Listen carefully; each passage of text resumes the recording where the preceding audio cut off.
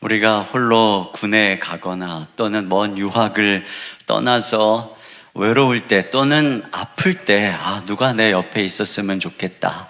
내 옆에 엄마가 있었으면 좋겠다. 이런 생각을 하겠죠. 또 때로는 어디선가 어려움을 당할 때 그가 내 곁에 있었으면 좋겠다. 오늘 여러분과 함께 나눌 이야기는 바로 그런 얘기입니다. 오늘 제목이 주님이 여기 계셨더라면 이지요.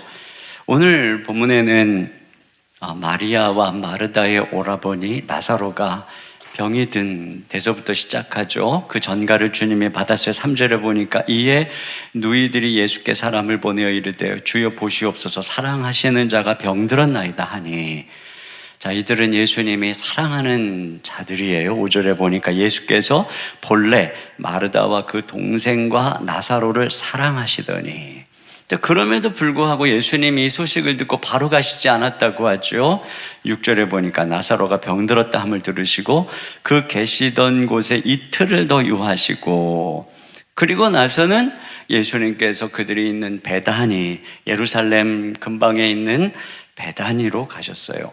가서 예수님이 보니까 뭐라 그러냐면 이미 죽은 지 나흘이라는 겁니다. 17절에도 예수께서 와서 보시니 나사로가 무덤에 있은 지 이미 나흘이라. 자, 이틀을 유하시고 가셨는데 나흘이라고 하는 것을 생각해 보면, 자, 주님께서 계신 곳에서 베다니까지 하루길입니다. 그러면 그 하루길 빼도 사흘 지났어요. 자, 그렇다면 여러분 이렇게 생각할 수 있습니다. 처음 전가를 받았어요. 사람이 와서. 그래서 그 사람 말을 듣고 바로 출발해서 하루를 가셨다. 그런데 이미 나사로는 죽었다. 이런 얘기가 되는 것입니다. 그러므로 여기서의 초점은 왜 주님 빨리 오시지 않았습니까? 자, 이게 아니에요. 그것이 아니고 마르다와 마리아의 아쉬움은 왜 주님이 여기 계시지 않았습니까? 여기에 있어요. 21절 말씀 같이 봅니다. 시작. 마르다가 예수께 여짜오되 주께서 여기 계셨더라면 내 오라버니가 죽지 아니하였겠나이다. 마리아의 이야기도 똑같아요. 32절 말씀 같이 봅니다. 32절입니다.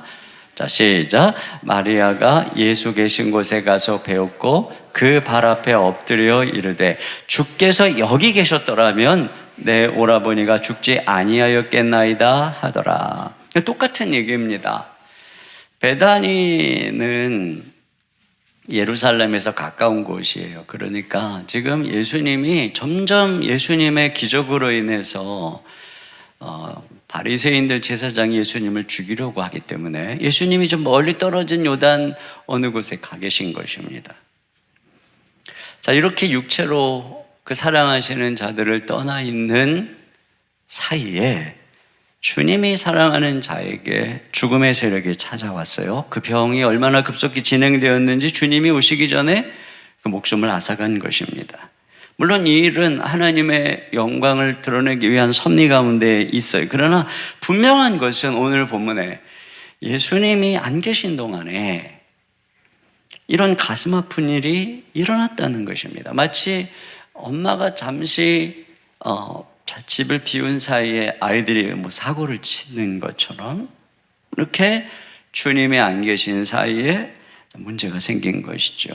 마리아는 이 아픔 속에서 처절하게 울고 있어요. 33절에 보니까 예수께서 그가 우는 것과 또 함께 온 유대인들이 우는 것을 보시고 심령에 비통히 여기시고 불쌍히 여기사, 예수님께서 먼저 비통히 여기셨다고 하는 것은 이게 분노하신 것입니다. 자기 사랑하는 자에게 빅을 가져온 그 죽음으로 인해서 분노하고 계시는 것이죠. 그리고 동시에 그 슬픔을 못 이겨 통곡하는 그들을 바라보면서 불쌍히 여기고 계신 것입니다. 그리고 주님도 역시 눈물을 흘리고 있는 것을 오늘 본문이 보여주고 있습니다.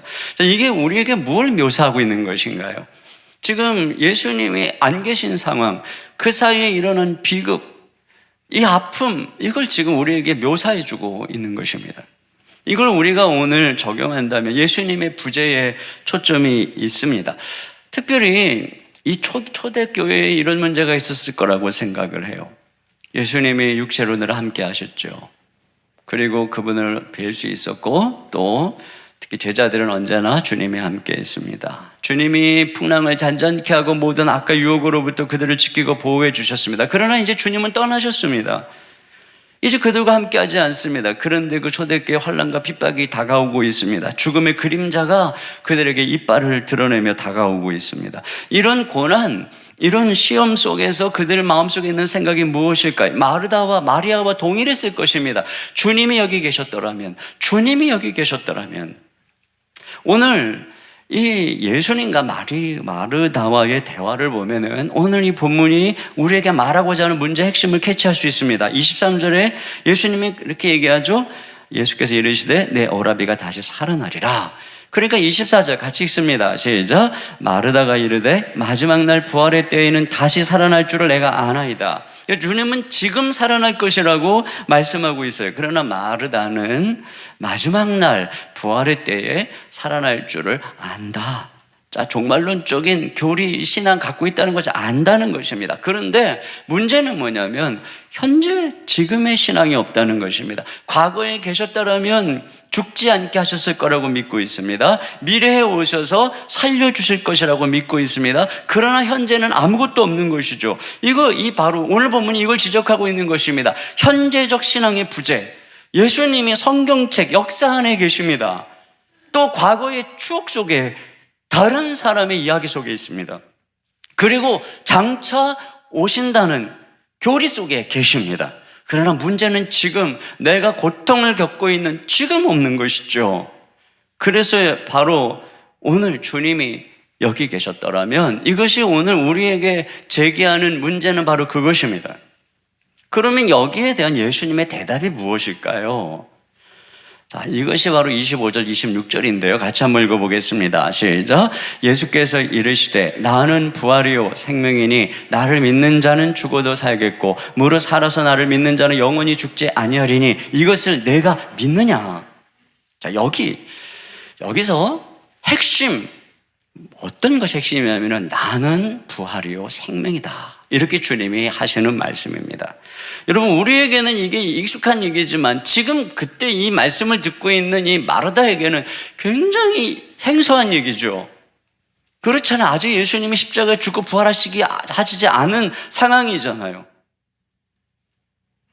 이건 앞으로 일어날 일입니다. 그런데 주님의 대답은 무엇이냐면 이 부재에 대한 주님의 대답, 내가 십자가에서 죽고 부활해서 온 땅의 생명의 주가 되는 바로 그것.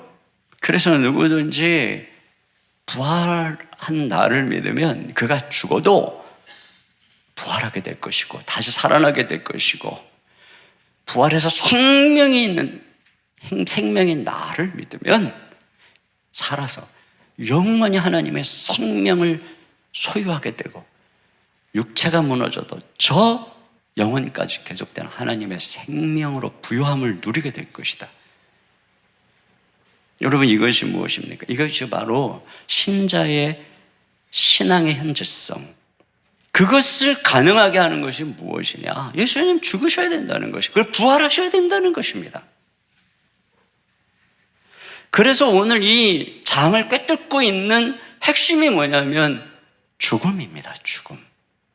16절에 보면은 예수님이 이제 유대로 가자고 했을 때 이렇게 얘기하고 있어요. 디두모라고도 하는 도마가 다른 제자들에게 말하되 우리도 주와 함께 죽으러 가자 하니라. 우리도 주와 함께 죽으러 가자.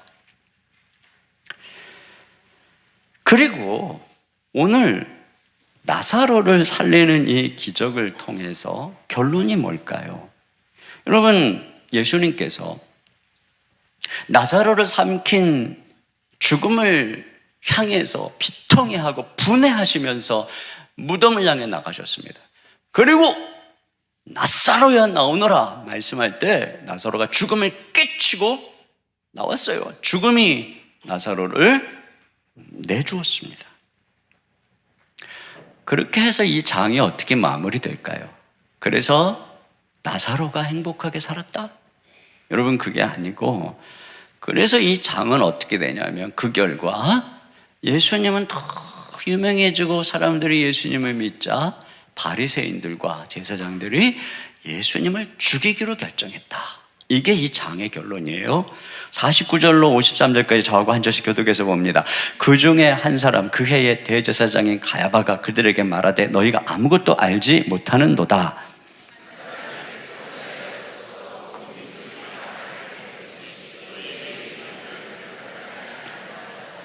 이 말은 스스로 함이 아니요 그 해의 대제사장이므로 예수께서 그 민족을 위하시고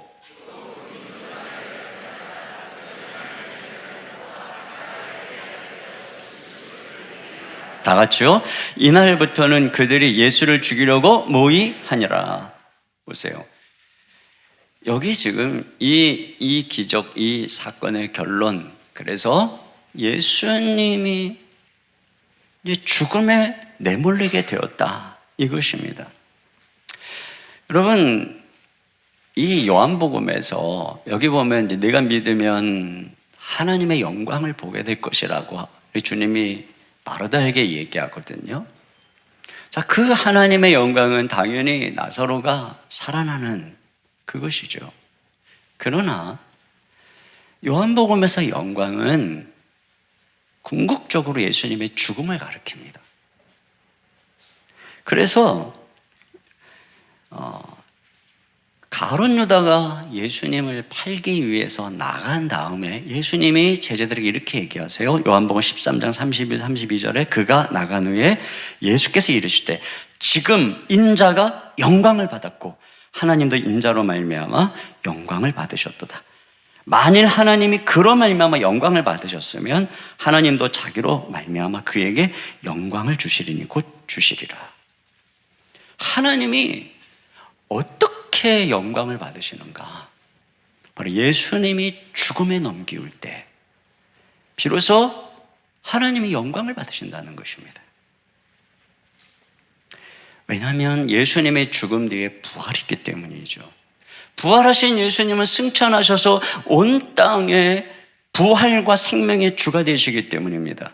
그렇기 때문에 누구든지 그 예수님을 믿는 자는 부활 생명을 얻는 역사가 일어나기 때문이죠. 여기 지금 나사로 한 사람이 잠시 살았다가 다시 일어나는 이 기적이 하나님의 영광의 정점이 아니라 이것을 통해서 주님 지금 예표하시는 부활이요 생명이신 예수님, 그 분을 사람들이 믿을 때, 그럴 때 이 땅에서 죽음에 사로잡혀 있는 사람들이 이 땅에서 하늘의 영원한 생명을 얻고 그 생명을 누리고 살아가다가 이 육체가 무너져도 궁극적으로 다시 죽지 않는, 나사로는 죽었다 살았다 다시 죽었지만 다시 죽지 않는 그 영원한 부활, 그렇게 사람들이 모두 죽음에서 생명으로 나올 때, 이것이 지금 요한복음이 말하고 있는 하나님의 영광의 정점인 것입니다.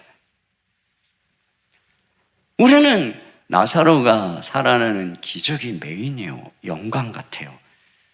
그리고 예수님이 나는 부활이요 생명이니 나를 믿는 자는 죽어도 살겠고 무릇 살아서 믿는 자는 영원히 죽지 아니하리라 라고 하는 이 신자들에게 주어진 이 놀라운 특권이 부수적인 것 같아요. 왜? 그만큼 육체적 생명이 소중하기 때문에. 반대로 말하면 그만큼 육체적 생명을 실제적으로 소중히 여기는 만큼 우리 가운데 있는 하나님의 생명에 대한 감각이 죽어있기 때문에. 그러나 여러분, 오늘 나사로를 살려주시는 건 물론 그를 잃어버린 마르다와 마리아의 슬픔을 기쁨으로 바꿔주는 선물입니다. 그러나 이 나사로는 언젠가 다시 죽을 것입니다. 그러므로 이 사건은 슬픔을 연기한 것이지 슬픔을 종식시킨 사건이 아닙니다. 우리가 궁극적으로 사망 권세에서 벗어나서 영원히 눈물도 아픔도 죽음도 없는 그 평강과 기쁨에 이르는 것은 오직 우리 주 예수 그리스도를 통해서 주님이 죽으시고 부활하심으로 얻으신 생명, 하나님의 생명을 소유하는 것이요, 그리고 그 생명으로 말미암아 훗날 우리의 육체가 다시 아프지 않는 영광스러운 몸으로 부활하는 것, 이것 외에는 이 땅에 죽음으로 말미암는 슬픔과 고통과 시름, 이걸 궁극적으로 해결할 수 있는 아무것도 없는 것입니다. 바로 그런 면에서 진짜 기적, 진짜 메인은 바로 이 나사로가 살아나는 사건을 통해서 계시하는 바, 예수 그리스도의 죽음과 부활, 그것을 통해서 예수님이 우리에게 주시는 이 하나님의 생명, 이 이야기인 것이죠.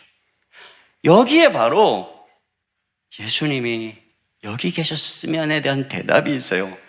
죽으시고 부활하셔서 승천하셔서 믿는 자에게 성령을 보내시고 그들에게 생명을 주시고 지금 그 모든 자에게 함께 하시는 예수님, 지금 부활하셔서 우리와 성령 안에서 함께 하시는 예수 그리스도, 여러분, 예수님이 죽으시고 부활하셨기 때문에 이제 더 이상 이런 눈물이 없는 것입니다. 예수님이 계셨으면 이런 말 이제는 우리는 안 하는 것입니다. 왜요? 예수님은 내가 세상 끝날까지 항상 너희와 함께하리라 이렇게 말씀하신 부활이요 생명이신 주님이기 때문에 그런 것입니다. 지금 부활하시고 죽으시고 부활하신 주님이 우리와 함께 있는 것을 믿으시기를 주의 이름으로 축원합니다. 그렇다면 여러분, 오늘 이 본문이 우리에게 주는 메시지는 뭐냐? 어떻게 하면 지금 여기서 우리가 부활하신 주님을 경험할 수 있는가? 이것이죠.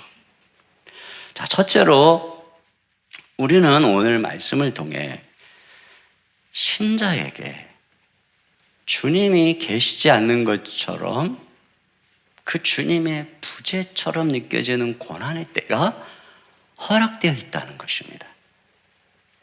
아니, 지금 방금 주님이 늘 함께 하신다고 그러면서 왜 그런가요? 이유가 나오죠. 4절 보겠습니다. 시작. 예수께서 들으시고 이르시되 이 병은 죽을 병이 아니라 하나님의 영광을 위함이요 하나님의 아들이 이로 말미암아 영광을 받게 하려 함이라 하시더라. 이 병은 죽을 병이 아니라는 것입니다. 그럼 왜 허락하셨는가? 그것은 바로 이 나사로의 이 죽음을 통해서 그를 다시 부활시킬 사건을 통해서 예수님이 부활이요 생명인 것을 나타내고자 하는 도구였다는 거죠. 그래서 15절에 예수님이 이렇게 말해요. 제자들에게 내가 거기 있지 아니한 것을 너희를 위하여 기뻐하노니 이는 너희로 믿게 하려 함이라. 그러나 그에게로 가자 하시니, 예수님께서 거기 계시지 않았어요. 그렇기 때문에 고통이 왔을 때 주님의 부재, 상황이 악화되고 절망적 상황, 비탄의 상황이 되어버렸습니다. 그런데 그렇게 된 것을 주님이 기뻐한다는 것입니다. 왜요? 그것을 통해서 너희가 나를 믿게 될 것이기 때문에, 내가 사랑하는 그 가정에 허락되어진 그 부재로 인한 고통, 그 고통을 통해서 결국 주님의 영광이 나타날 것이기 때문에, 그것을 보고 너희들이 믿게 될 것이기 때문에 주님이 기뻐한다는 것입니다. 물론 주님은 그들의 아픔을 보며 슬퍼하고 같이 우십니다.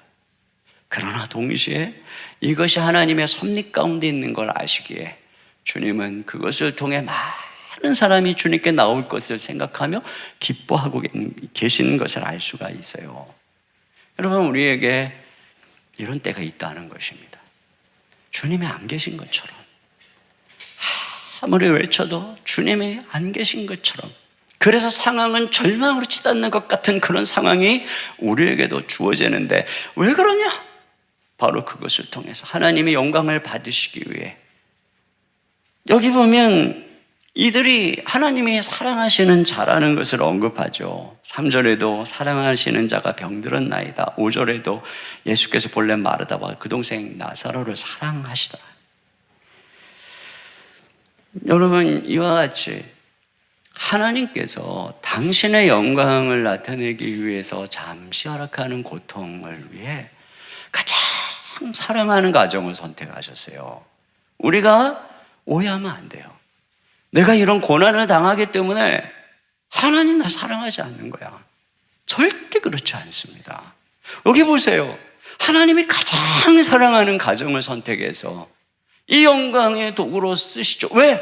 그 고난 뒤에는 장차 비교할 수 없는 영광이 있기 때문에 더 큰 영광을 위해서 하나님이 사랑하는 자에게 때때로는 연단하시고 때때로는 고난을 허락하시고 듣지 않는 척 하실 때가 있다. 그러므로 여러분 그때 절대 낙심하면 안 된다는 것입니다. 두 번째로 슬픔 속에 앉아 있으면 안 되고 슬픔해 가지고 주님께 나가야 된다는 것이에요. 여기 20절 보겠습니다. 시작.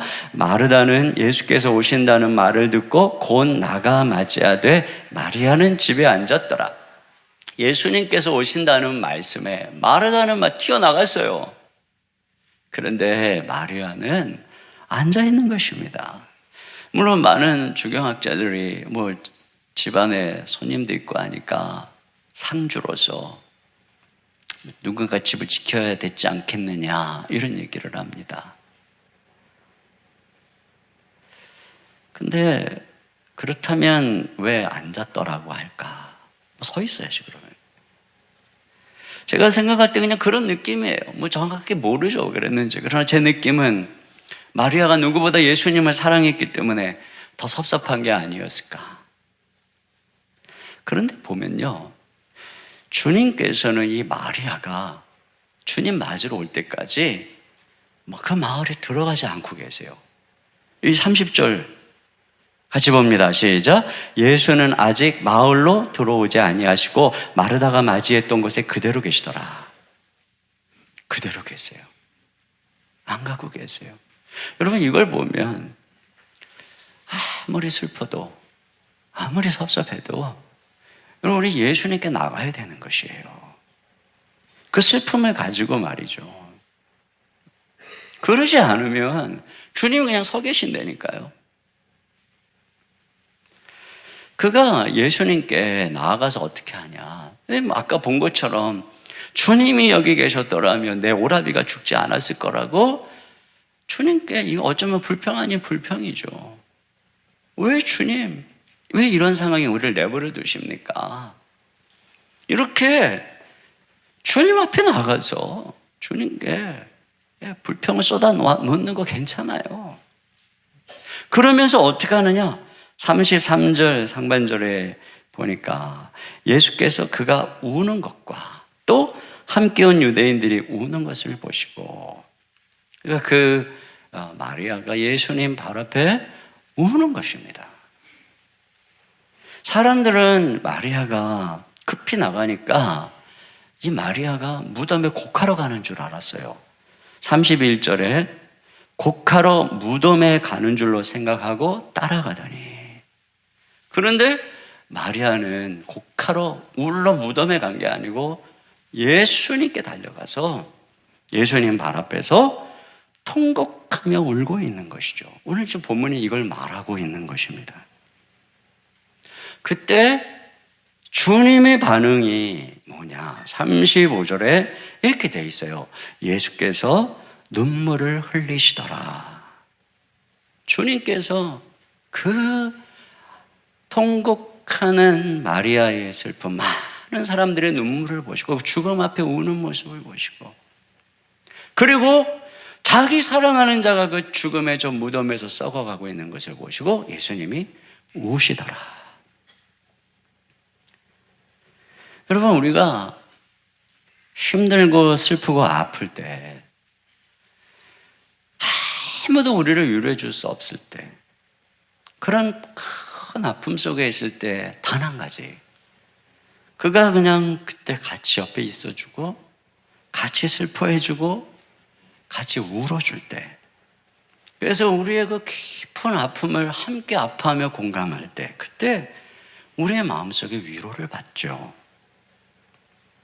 주님께서는 이와 같이 우리가 이 땅에서 이 경험하고 있는 이 고통, 이 슬픔, 이걸 다 이해하고 이것을 동정하는 분이에요. 히브리서 4장 15절에 우리에게 있는 대제사장은 우리의 연약함을 동정하지 못하시리가 아니에요. 이게 바로 예수님이 주시는 위로입니다. 예수님께서 그 발 앞에서 울고 있는 마리아를 향해서 너 왜 이렇게 믿음이 없어? 이렇게 말씀하시지 않아요. 예수님 같이 우시는 거예요. 이게 위로입니다. 근데 여러분, 이 주님의 위로가 왜 중요할까? 주님의 위로는 인간의 위로하고 달라요.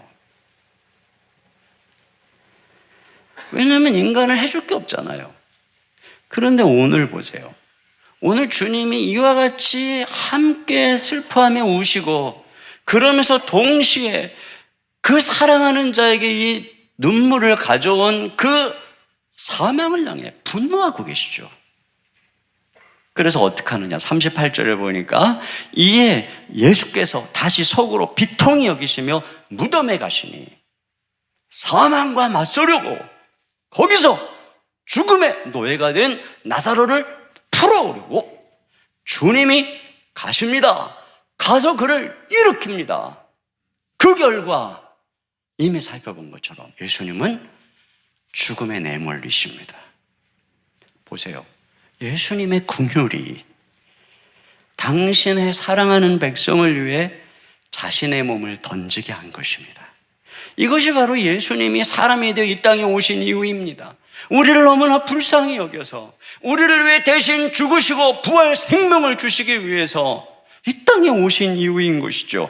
그렇기 때문에 예수님의 위로, 예수님의 사랑은 단지 무력한 동정이 아니라 힘없는 위로가 아니라 우리의 마음속에 있는 근원적인 슬픔, 근원적인 두려움, 이것을 해결해 주시는 진정한 위로인 것입니다. 그래서 물론 궁극적으로 예수님께서는 우리 눈물을 씻길 것입니다. 궁극적으로 오직 예수님에 의해서 이 땅에서 경험하는 모든 죽음, 그 죽음의 그림자로 인한 그 눈물을 완전하게 씻길 것입니다. 그러나 그 예수님의 위로이기 때문에 예수님의 위로는 이 세상에서 아무도 위로해 줄 수 없을 것 같은 마음을 위로해 주십니다. 아무도 씻을 수, 치료할 수 없을 것 같은 상처를 치료해 주시고 아무도 메꿀 것 같을 수 없는 그 뻥 뚫린 마음을 위로해 주시고 정말 놀라운, 여러분 주변에 그런 거 한두 번 본 게 아니죠. 선교사님 한 분은 선교 현장에서 초등학생 아이를 잃고 그리고 얼마 안 돼서 한 달인가도 안 돼서 만났어요. 그런데 그 목사님 사모님 얼굴에 하늘의 평강이 가득한 거예요. 하늘의 평강. 제가 그 두 번을 보면서 야, 이건 정말 사람이 하는 일이 아니구나. 이런 놀라운, 여러분 이 고린도후서 1장 3절 4절 다 같이 봅니다. 시작. 찬송하리로다. 그는 우리 주 예수 그리스도의 하나님이시요 자비의 아버지시요 모든 위로의 하나님이시며 우리의 모든 환난 중에서 우리를 위로하사 우리로 하여금 하나님께 받는 위로로서 모든 환난 중에 있는 자들을 능히 위로하게 하시는 이시로다. 우리를 환난 중에서 위로하신다는 것입니다. 그런데 단지 위로할 뿐 아니라 우리가 그 위로를 받아서 다른 사람을 위로할 수 있게 해주신다는 것이죠. 이게 얼마나 강력한 주님의 위로의 능력입니까? 그래서 7절에 이렇게 얘기해요. 7절 시작. 너희를 위한 우리의 소망의 견고함은 너희가 고난에 참여하는 자가 된 것 같이 위로해도 그러할 줄을 알미라. 고난에만 참여하는 것이 아니라 고난 속에서 당하는 여러 가지 아픔을 순간순간 예수 그리스도로 말미암아 위로받을 줄 알기 때문에 너희를 향한 우리의 소망이 견고하다는 것이죠. 여러분, 힘들고 슬플 때 주님께 나가셔야 됩니다. 아무도 위로할 수 없을 것 같다 할지라도 예수님께 가면 예수님은 말할 수 없는 놀라운 평강과 기쁨과 하늘의 위로로 우리를 위로해 주십니다. 이런 놀라운 능력, 이게 바로 부활의 주님이 오늘 우리에게 날마다 경험케 하시는 그런 능력인 줄로 믿습니다. 세 번째, 주님의 말씀에 믿음으로 반응해야 됩니다. 자, 이 주님께서 드디어 무덤 앞에 서셨어요. 그리고 이렇게 말합니다. 39절에 예수께서 이르시되 돌을 옮겨 놓으라 하시니 그 죽은 자의 누이 마르다가 이르되 주여 죽은 자가 나흘이 되었음에 벌써 냄새가 나나이다. 40절 같이요. 시작. 예수께서 이르시되 내 말이 내가 믿으면 돌을 옮기라고 했더니 나흘이나 돼서 냄새가 난다고 합니다. 그러니까 시신이 썩어서 냄새가 나고 있다는 것이죠. 지금 이 상황이요, 회당장 야이로의 12살 먹은 딸이 방금 죽었을 때 주님이 살려주셨던 상태가 아니죠. 나인성 과부의 아들이 그날 죽어서 상여가 마을 밖으로 나갈 때 그를 만나서 살려주셨던 그런 상태도 아니고, 죽은 지 나흘이 지나서 썩어가고 있는 상태. 유대 민간 신앙에 의하면 사람이 죽으면 영혼이 3일 동안 그 곁에 머문다라고 합니다. 민간 신앙입니다. 그렇다면 그들에게 있어서 4일은 뭐죠? 완전히 영혼까지 떠난 상태. 그러므로 육체는 썩어가고 영혼은 떠나고 완전히 죽은 절망의 상황인 것이죠. 어떤 소망도 없는, 그러니까 그 무덤을 막고 있는 이 돌은 절망을 뜻하는 것입니다. 끝났다는 것입니다. 포기, 불가능, 이미 늦었다는 것이죠. 그런데 주님께서 이 돌을 치워라, 이게 믿음이라는 거예요. 이 돌을 치워라, 이렇게 말씀하고 있습니다. 에스겔 골짜기에 다 하나님의 백성들이 죽어서 마른 뼈다귀만 가득 남아있는 그곳에 가서 하나님께서 에스겔에게 하나님의 말씀을 대언하라고 하시죠. 그때 에스겔이 하나님의 말씀을 대언하니까 뼈가 움직이고 서로 붙고 힘줄이 생기고 살이 붙어서 큰 군대로 살아나는 환상을 보게 하시죠. 여러분, 이처럼 여기 지금 죽어가지고 썩어가고 있는 이 나사로, 그를 향해서 창조자요, 부활이요, 생명이신 예수님이 나사로야 나오너라 이렇게 외칠 때, 여러분, 그때 나사로가 꿈틀거리고 일어날 수 있는 거예요. 그런데 그 무덤을 가로막고 있는 것이 무엇입니까? 불신앙의 돌. 불신앙의 돌입니다. 부활의 생명의 역사가 일어나려면 창조주요 부활의 주님이시고 생명의 주님이신 예수님의 말씀이 들려야 됩니다. 그 상황에 선포되어야 됩니다. 그런데 그 말씀을 듣지 못하도록 우리의 귀와 우리의 눈이, 우리의 생각이 의심, 절망, 포기, 불가능, 슬픔의 돌로 꽉 막혀 있다면 주님께서 아무리 하나님의 말씀을, 생명의 말씀을 전한다 할지라도 듣지 못하니까 살아나는 역사가 일어날 수가 없는 것입니다. 그래, 주님 말씀하는 거예요. 돌을 치워라. 그건 우리가 해야 되는 것입니다. 여러분이 이 자리에 와서도 여전히 이 불신앙의 돌, 절망의 돌, 슬픔의 돌에 꽉 막혀 있다면 주님 아무것도 못해요. 이건 여러분이 해야 되는 것입니다. 마르다가 돌을 치웠어요. 그러니까 주님께서 열린 그 무덤을 향해서 외칩니다. 나사로야 나오너라. 그러자 어떤 일이 일어났을까요? 죽은 뼈가 움직이고 썩어가던 살이 다시 살아나고 회복되고 심장이 박동하기 시작하고 피가 흐르기 시작하고 혈색이 돌고 눈을 번쩍 뜨고 몸에 기운이 올라와서 헐떡 일어나 저벅저벅 걸어오는 이런 역사가 일어나는 것이죠. 여러분, 이것이 바로 우리 주님, 부활의 주님, 생명의 주님의 말씀의 능력입니다. 오늘도 지금 주님 살아계시죠. 살아계신 주님의 말씀이 여기에 있습니다. 이 하나님의 말씀이 선포될 때에 우리를 향해서 말씀하고 있는 것입니다. 일어나라, 나오너라, 낯설어야 나오너라. 여러분, 이렇게 주님의 말씀이 우리 영혼에 들려질 때에 이런 동일한 부활의 생명의 역사가 일어나는 줄로 믿습니다. 이 말씀은 개선이 아니에요. 치유가 아니에요. 죽은 자를 살리는 창조의 말씀, 무에서 유를 창조하는 말씀이기 때문에 상황이 어떻든 상관이 없어요. 어떤 병이든 어떤 절망이든 어떻게 내면이 썩어 문드러가고 있든 어떻게 내 정신이 혼미하고 짓눌리고 공황장애의 고통 속에 있든 우리를 향해 주님의 말씀이 모든 불신앙의 돌이 치워지고 하나님의 말씀이 들려질 때에 이런 창조의 역사, 부활의 역사가 일어나는 줄로 믿습니다. 여러분들 중에 몸이 아프신 분들, 병든 분들, 우리 주님의 음성을 들으시기를 바랍니다. 나사렛 예수의 이름으로 명하노니 일어나 걸어라, 나음을 입을지어다. 이것을 여러분이 들어야 됩니다. 여러분의 이 몸이, 여러분 죽은 몸도 들었어요. 그렇다면 여러분의 입술로 여러분 향해서 외치세요. 여러분의 가족을 향해서 외치세요.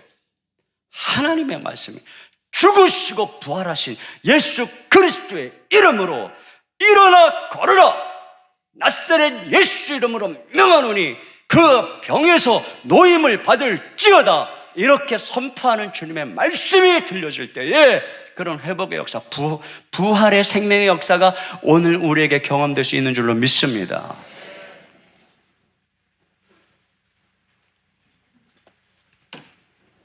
그러면 여러분 이런 말씀을 하실지 모르겠어요.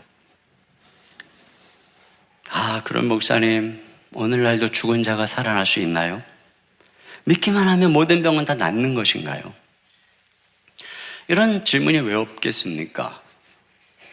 그리고 이럴 때 내가 믿음이 있다면 죽은 사람 그냥 장사하면 안 되고 이렇게 해야 되는 것인가? 실제로 이렇게 하는 이단들도 있습니다. 여러분, 오늘 본문의 정황을 한번 생각해 보세요. 주님은 나사로의 이 병에 대해서 죽을 병이 아니다 이렇게 말씀했습니다.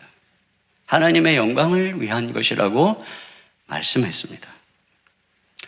자, 그러나 훗날 나사로는 죽죠. 그는 다시 살았지만 늙고 언젠가 병이 들었든 다시 죽었을 것입니다. 그때는 어느 때인가요? 그때는 하나님이 이제 돌아오라 하고 세상을 떠날 때입니다. 그러나 지금은 어느 때라는 것입니까? 지금은 죽을 때가 아니라는 것입니다. 지금 그 병은, 지금 그 상황은 너 죽으라고, 너 망하라고 주어진 게 아니고 지금은 하나님의 영광을 위해서 허락된 것이라는 말이죠. 그런 면에서 여기 나사로가 다시 살아난 것은 표적입니다. 그 표적의 궁극적 메시지는 바로 예수 그리스도만이 우리의 참 부활이요 생명이라는 것이죠. 기도의 궁극적 응답, 다시 살아나는 게 아닙니다. 그때서부터 지금까지 2000년쯤 지났는데 아직도 나사로 살아있다고 한번 생각해 보세요. 그게 천국입니까? 여기서 오래 산다고 천국입니까? 오직 죽지 않는, 아프지도 않는, 눈물도 흘리지 않는 영광스러운 육체로 부활해서 이 세상에 살지만 마음이 문드러져가는 그런 삶이 아니라 하나님의 생명이 충만하여 세상에 알 수 없는 진정한 만족과 기쁨과 영광을 누리는 이 생명이 내 안에 샘솟을 때 그게 진짜 천국이죠. 그게 진짜 우리의 참된 생명이고 주님이 우리에게 허락하시는 진정한 기도의 궁극적 응답은 바로 거기에 있는 것입니다. 그러므로 여러분, 우리가 여기서 사는 동안 하나님께서 당신의 사명을 위해 주님이 당신의 영광을 나타내기 위해 하시고자 하면 지금도 죽은 자도 살릴 수 있고 맹인의 눈도 뜨게 할 수 있고 그 어떤 질병도 고칠 수 있고 그 모든 것은 주님의 주권에 달린 것입니다. 하나님께서 우리의 사명이 남겨진 인생을 향해서 그 사명 다할 때까지 하나님은 그 어떤 방법으로든 우리의 연약한 환난, 질병, 이것이 망할 사건이나 죽을 병이 아닌 하나님의 영광의 도구로 쓰임받도록 하여 우리를 통해 하나님의 영광을 받으시는 그 부활의 능력이 나타나게 하신다는 것이죠. 제가 아주 오래전에 젊을 때 부목사 시절입니다. 그때 오카노 목사님이 제 나이 때쯤 제가 부목사 교회 개척 초기 시절이었는가요? 하여튼 오카노 목사님은 40대 시절쯤 하셨던 설교. 오카노 목사님은 내 나이 때 무슨 설교를 하셨을까 궁금해서 테이프를 듣게 되었습니다. 근데 그때 그 테이프에서 오카노 목사님이 이렇게 설교하셨어요. 그 테이프에 간증의 내용이 있었는데 오카노 목사 아프시다는 것입니다. 최근에 아파서 죽음을 생각하셨다는 것입니다. 그리고 그것 때문에 고통 속에 있었다는 것입니다. 그런데 시편 다윗의 말씀을 들었다는 거죠. 뭐라고? 다윗이 이렇게 고백했다는 거예요. 내가 죽지 않고 살아서 주의 기사를 전파하리이다. 내가 죽지 않고 살아서 주의 기사를 전파하리이다. 이것이 목사님의 마음속에 들어온 것입니다. 그것이 목사님의 심령에 들어왔고 그분이 떨치고 일어나서 담대하게 말씀을 외치고 있는 그 설교가 생각이 납니다. 물론 오카노 목사님은 돌아가셨죠. 그러나 그때 그 목사님을 찾아왔던 연약함은 죽을 병이 아니라 그것을 통해서 부활하시고 생명이 되시는 예수 그리스도를 증거하게 하시는 하나님의 도구였던 것이에요. 여러분, 우리가 언제 부름받을지 하나님만이 아세요. 가장 주님이 좋은 때에 우리를 불러가는 것입니다. 분명한 것은 그러나 아직 주님이 우리에게 생명을 주시고 사명을 남겨주신 이 사명의 길에서는 오늘 나사로가 경험한 것처럼 우리의 삶 속에 부활 생명의 역사를 경험하도록 하나님이 허락하신다는 것입니다. 바울이 루스드라에서 복음 전할 때 유대인들이 무리들을 꿰어 돌로 칩니다. 그때 바울이 어떻게 됐느냐? 죽은 사람처럼 아마 죽었습니다. 그런데 다시 일어나요. 자, 사도행전 14장 19절 20절입니다. 시작. 유대인들이 안디옥과 이고니온에서 와서 무리를 충동하니 그들이 돌로 바울을 쳐서 죽은 줄로 알고 시외로 끌어내치니라. 제자들이 둘러섰을 때에 바울이 일어나 그 성에 들어갔다가 이튿날 바나바와 함께 더베로 가서, 이게 진짜 너무나 그냥 평범하게 그냥 기록되어 있어요. 돌로 맞아가지고 죽었어요. 그 사람들이 제자들이 이렇게 쳐다보고 있는데 바울이 부시시 일어났어요. 그 성으로 들어갔어요. 그 또다시 복음을 전하는 거예요. 우리는 어디 가서 주먹으로 한 대 맞아도 그 어떤 사람만 다가와도 또 나 때리는 거 아닌가 하고 겁이 나는 이 외상후 장애, 이 스트레스 이런 게 있는데 예수님이 그렇게 돌로 맞아가지고 거의 그냥 예수님이 바울이 죽었는데 일어나갖고 또 일어나서 가서 복음 전했어요. 이게 뭡니까? 부활의 능력입니다. 부활의 능력이 이게 몸뿐 아니라 그 마음까지 치유하셔서. 그래서 고린도서 4장 8절로 10절 다 같이 봅니다. 시작. 우리가 사방으로 우겨쌈을 당하여도 쌓이지 아니하며 답답한 일을 당하여도 낙심하지 아니하며 박해를 받아도 버림받지 아니하고 거꾸로 뜨림을 당하여도 망하지 아니하고 우리가 항상 예수의 죽음을 몸에 짊어짐은 예수의 생명이 또한 우리 몸에 나타나게 하려 함이라. 이겁니다.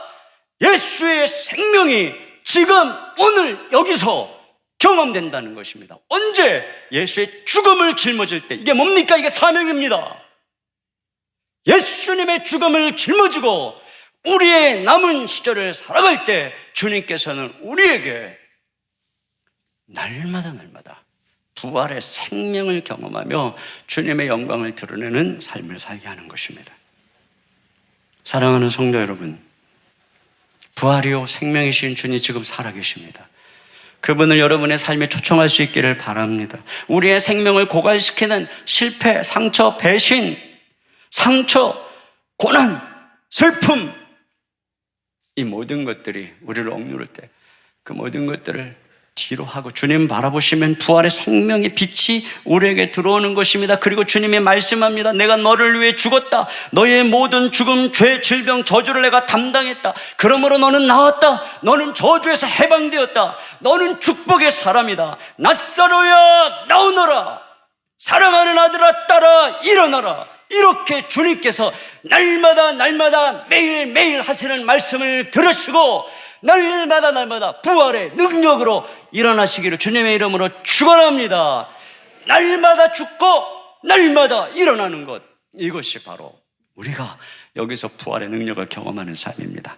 오늘 이 시간 우리 같이 이 마음 가지고 찬양 드렸으면 좋겠는데요, 우리 나의 등 뒤에서 나를 도우시는 주, 나의 인생길에서 지치고 고나요 매일처럼 주저앉고 싶을 때 나를 밀어주시네. 일어나 걸어라. 우리 주님 하시는 말씀 우리 들으면서 우리 박수 치면서 같이 찬양 드리겠습니다.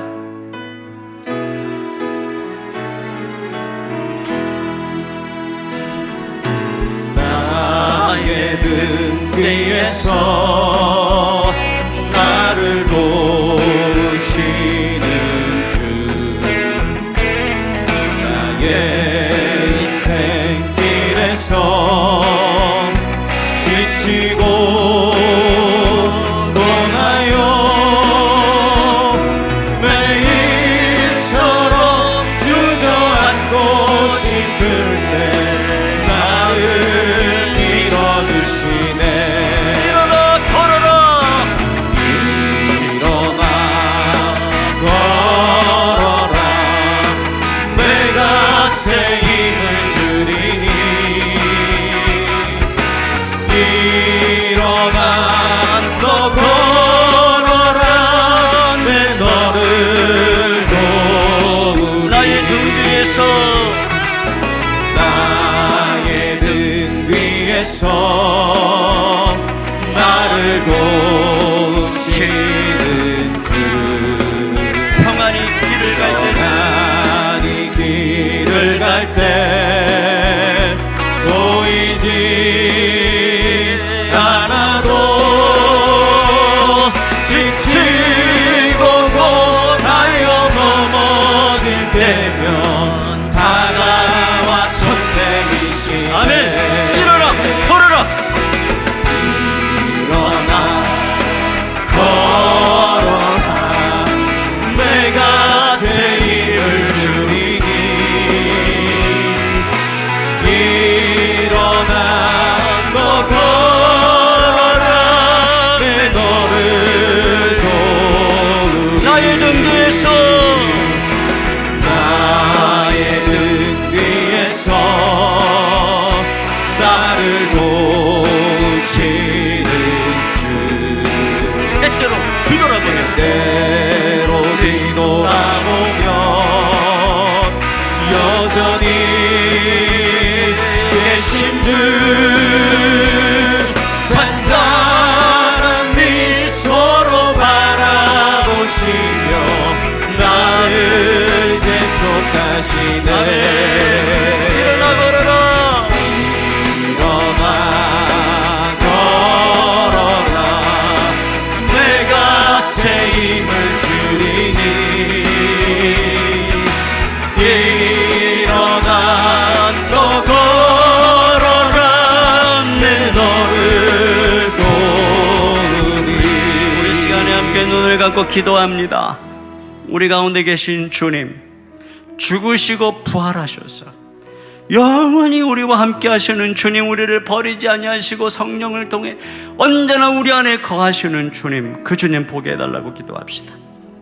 잠시 주님의 섭리 가운데 우리에게 부재함을, 고통을 허락하실 때 낙심하지 말게 해달라고 기도합시다. 슬픔 속에 낙심하지 말고 주저앉아 있지 말고 주님께 나가기 원합니다.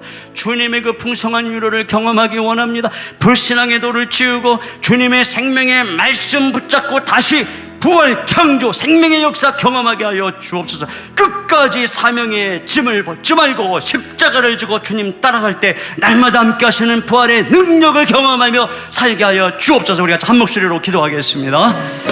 하나님 아버지, 참으로 감사합니다.